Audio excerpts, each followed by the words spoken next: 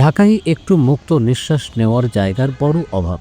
তবে সেই অভাবের মধ্যে হাতিরঝিল হলো দুধের স্বাদ খোলে মেটানোর মতো। রাজধানীর মধ্যে হাতের নাগালে কোথাও একটু দম নেওয়ার জায়গা হিসেবে অনেকে বেছে নেন হাতিরঝিল। ঈদের ছুটির পর মহান স্বাধীনতা দিবসে মিলেছে দ্বিতীয় ছুটি।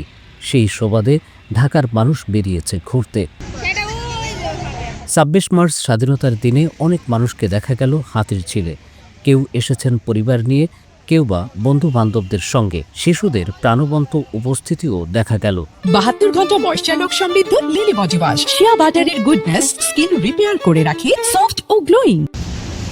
হাতিরঝিল ঘিরে চক্রাকার বাসের সঙ্গে রিকশা বাদে সব ধরনের যানবাহনই চলে, ফলে হর্ন ও শব্দের যন্ত্রণা মুক্ত নয় হাতিরঝিল।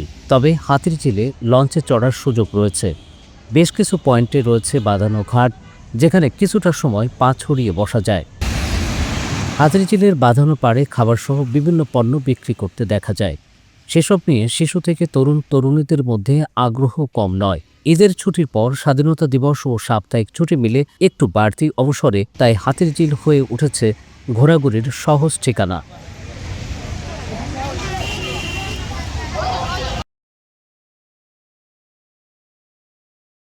৭২ ঘন্টা ময়েশ্চার লক সমৃদ্ধ লিলি বডি ওয়াশ, শিয়া বাটারের গুডনেস স্কিন রিপেয়ার করে রাখে সফট ও গ্লোয়িং।